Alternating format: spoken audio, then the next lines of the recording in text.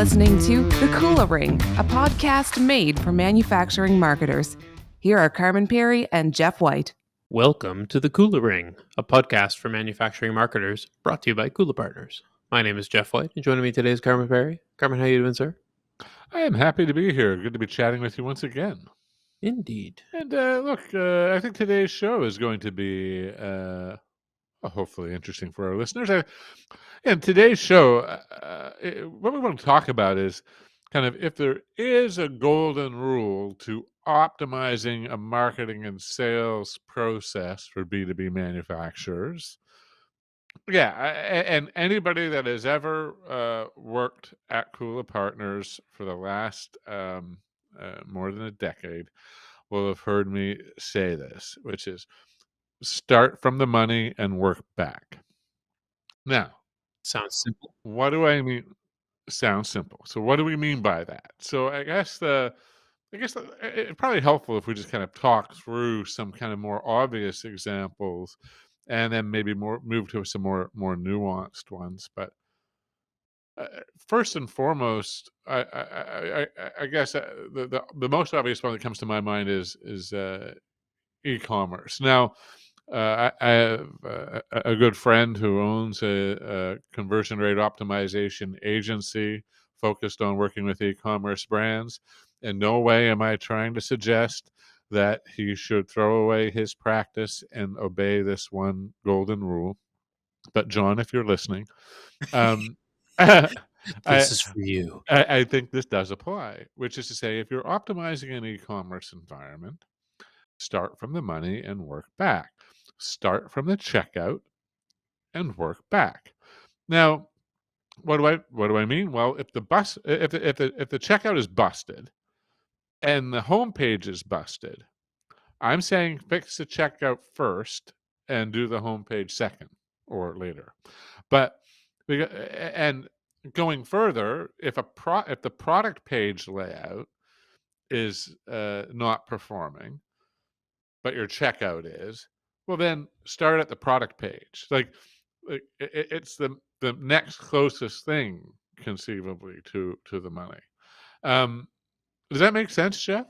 Well, I think it does. And I mean, it even applies to, and we're not just talking about what do you optimize first. We're talking about what do you work on first. Because if your checkout doesn't work or your conversions aren't working, then there's no point throwing more traffic at a site. So, there's no point spending a whole bunch in demand gen to drive to an e-commerce site that isn't going to allow people to check out, or if people are failing regularly as they move to do so. So if your basically what we're saying is if your fundamentals aren't working, there's not a lot of point in investing a whole bunch of extra marketing to bring more people into your tent. Right. And I guess it seems more obvious when we're talking about e-commerce in some way, and maybe less so for some other aspects of marketing and sales. But I guess just to kind of, if you think about it, take my product page example. X number of people that come to that product page will arrive there via some sort of visitation path that maybe started with the home page, as an example. And then their next step is checkout. But an awful lot of those people may have arrived at the product page as their first landing destination from an organic search. And so optimizing the homepage would only talk to a portion of those buyers, as an example, but optimizing the product page layout talks to all of them. And then, of course, optimizing the checkout talks to even more because of multiple product pages, etc. But so I guess that's we're probably not going to be particularly controversial in that opinion. Well, I don't know, because there've certainly been times where we've spoken with manufacturers who were certain that the main thing that they needed to do was to bring more people into their funnel and not necessarily make the site perform better. And think in a lot of cases that's probably the wrong approach. Yeah, yeah, that's true, and it's like the notion of, you already have a lot in the funnel today, and you're making a number of them angry or otherwise ignoring them or giving them a poor experience. Why does it make sense? Why would it make sense to invest even more money to get more people in there just so that you can turn them sour? It kind of reminds me of the old advertising saying that the fastest way to sink a bad product is good advertising, because it'll actually get people to try it. They'll find out exactly how bad it is, right? So in that instance, starting from the money means improving the product, right? Uh, Oh boy. that seem like too much? No, not necessarily, but I mean, it's interesting to think about that marketing is a continuum as part of the creation of a product right through to its use, service, lifespan, everything. Like this is all it's all just one big continuum of engagement of some kind with a product or a brand or what have you. And if any part of that isn't working, especially closest to the sale, Closest to the transaction or the exchange of yeah, value. Yeah. yeah, no, it's interesting. So I mean, but how else does it kind of come to life? One of the ways that I like to think about this that maybe isn't immediately apparent to some is the notion of as you think about what types of marketing tactics to deploy. I try to think of it through the lens of the polarity of the sale in that moment. So by polarity, I simply mean, are they coming your way or are you having to go get them? Um, and there are, and in some way, the rule of starting closest to the money in this instance means starting with the polarity that's more in your favor, because there's a greater chance of success if they're already coming your way. And I mean, I think it's important to just what do we mean by that? Like, who are the people that are coming to you versus being advertised? Because I think a lot of people would say, well, anything related to advertising is me attracting them, but that's not necessarily true, especially when we're talking about paid search and some portions of paid social. Well, that's what or organic search as well, Oh, and absolutely, and organic. paid search are the two very obvious examples of people they're actively raising their hand. They're not forcing their hand; they're raising it and saying, "Hey, uh, I'm looking for this," and in some way, whether you've paid to play or you've earned the right through organic, you're getting served up and they're landing there. The polarity of that um, potential sale is much more favorable to you as the manufacturer than if you were putting a display ad in front of a target account that has never heard of you before. Absolutely. So I would very rarely would I recommend that somebody spend a bunch of money on display ads to um, their target accounts unless they have at the very least optimized in some fashion their lead flow on the paid search side, understanding that that's going to the polarity of that's going to be better. What I find interesting about that too, Jeff, is that as a marketer, your cost of acquisition of these leads, that measurement isn't a constant. Like you can't expect the cost of acquisition in channels where you're having to push being as favorable as those where the polarity is the other way, right? Yeah. No, it's true. You can't say, oh, well, if the cost of customer acquisition in this display campaign is any higher than what our paid search presents, then we've got to shut it down. It's not successful. Like, well, hold on a second, right? Um, how could it, you may get lucky and have the exception that proves the rule, and it actually be more favorable. But chances are the cost of acquisition on that's going to be higher than on when the polarity is more in your direction. Assuming, of course, that you've set your paid campaign up properly. Yeah, this all assumes that you're not just paying a Google stupid tax or something like that, right? Um, which there's plenty of that out there. I also think, um, like you could even, I guess, one of the things that comes to mind is with this start from the money and work back, is that when marketers are trying to optimize lead flow in an organization, optimize revenue performance. If you don't have a pretty tight connectivity to sales and an understanding of how that's going down, um, i.e., if you're not able to start at the money because of organizational barriers, it is pretty much a guarantee of spillage of effort. Wouldn't you say? Like, Well, there's no way it can't be. I mean, if your knowledge of a sale ends at the handoff of a lead in the CRM and you never see that again and you don't ever have an opportunity to talk to the customer, or at the very least talk to the salesperson who deals directly with the customer, or the service people who are working directly with the customer post sale, there's a wealth of knowledge there that is still on the closer to the customer, closer to the sales side of things than anything you're going to see in terms of a lead coming in through your digital platforms or what have you. well, yeah, I mean, I'm in violent agreement with that, but I mean, I'm just reminded of a conversation I had doing some customer journey research with a salesperson in a in a particularly large regional jurisdiction, and the marketing organization had been charged with.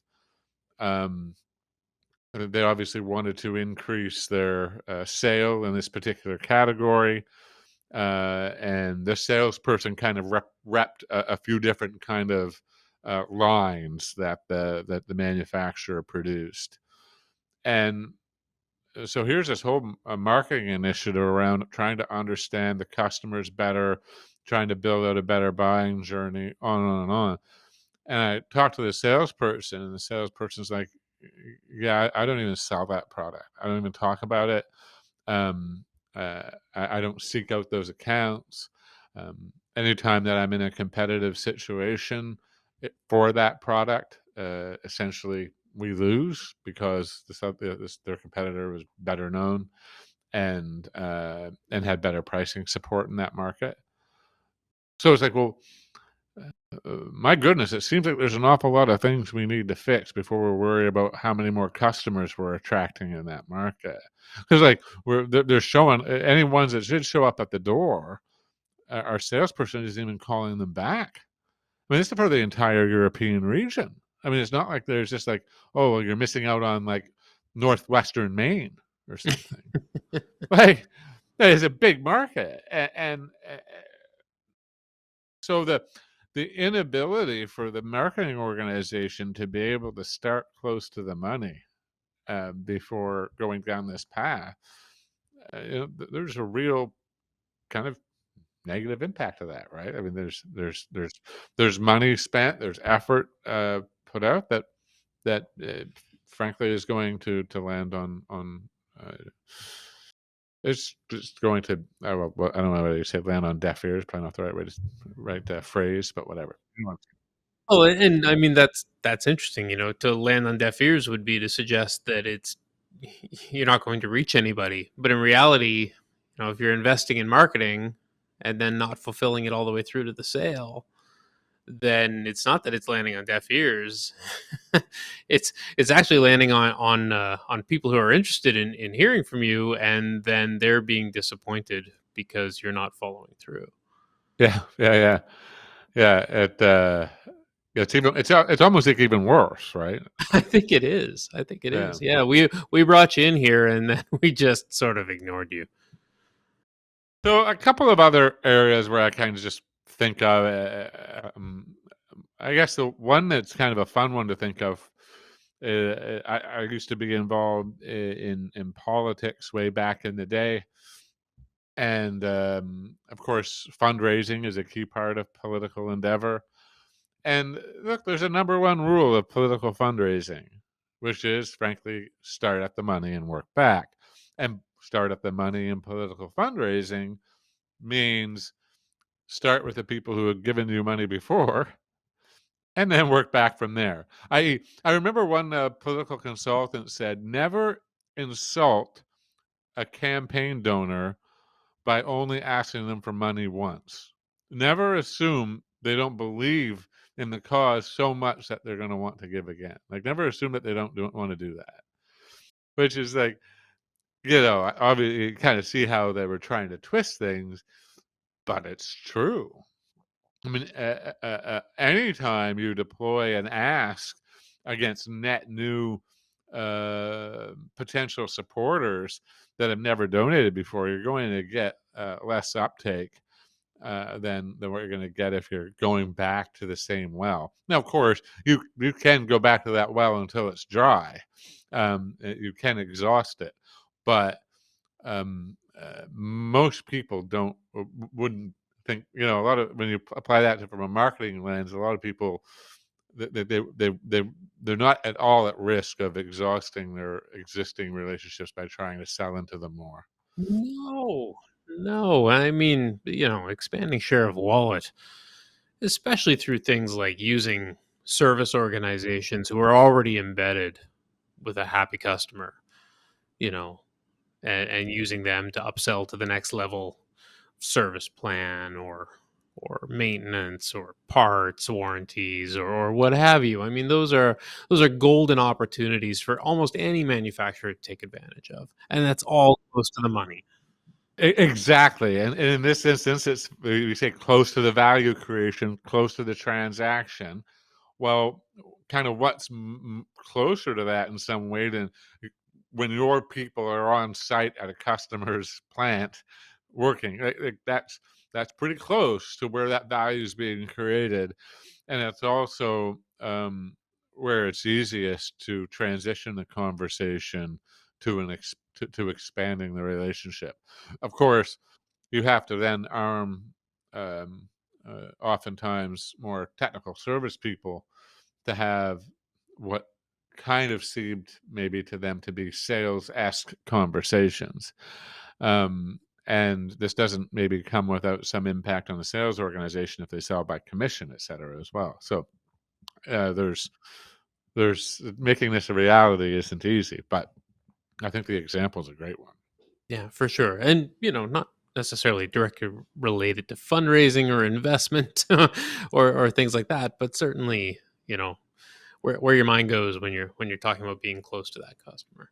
Yeah, well, you mentioned investment. I think that's a pretty cool example. I was in this discussion recently with a marketer who has been working with a startup in a very highly technical scientific space, and uh, they've a number of other competing businesses in their category have been receiving a lot of investor interest.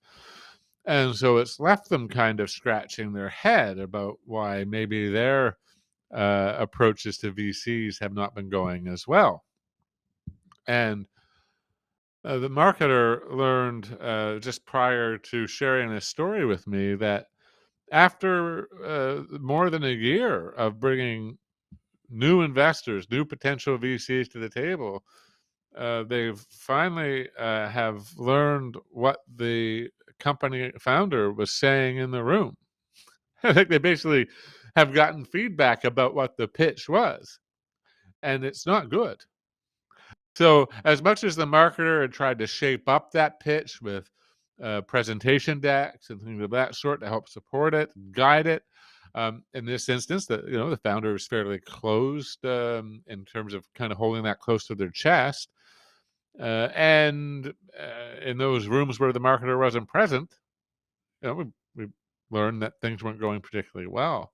So it's like, man, like I bet that person wishes they could have started at the money. Like I really wish I bet they wish they had a recording of the first pitch that the person did, so they could begin to make the corrections there before spending a year connecting with potential VCs on LinkedIn. But so there's all these we can kind of come up probably with a dozen other stories about this, and but I would just encourage our listeners to, when looking at dissecting a marketing or sales challenge, something that isn't working particularly well, or a new challenge, being right, brought into yeah, something for the first time. It's not necessarily that it was broken before. true. Start from the money and work back. If you optimize in that direction, essentially every dollar you spend is being spent in service of a more efficient and effective conversion and revenue generating process downstream. So it just maximizes the utility of that spend all the way up the funnel. And please don't call me out on calling it a funnel when we've said that it's not really a funnel, but that's another topic for another podcast. I think it is related to a funnel. It's a process. It's a helpful visual for sure. Yeah, it gets ever more refined. All right. Well, I really enjoyed chatting about this with you today. Yeah, it's an interesting thing to explore, and I hope our listeners can put this into practice. And I'd be interested to hear any outcomes. It's a funny thing because it's kind of very obvious, but if you don't kind of hold yourself to account, sometimes you can find yourself spinning wheels and not starting close enough to the money as a marketer. And if you just pause for a second, I think you can sometimes see the error in your ways and use this as a method of quick correct. A pleasure chatting. Indeed. Thanks. Thanks for listening to The Kula Ring with Carman Perry and Jeff White. Don't miss a single manufacturing marketing insight. Subscribe now at kulapartners.com/The Kula Ring. That's KULApartners.com/The Kula Ring.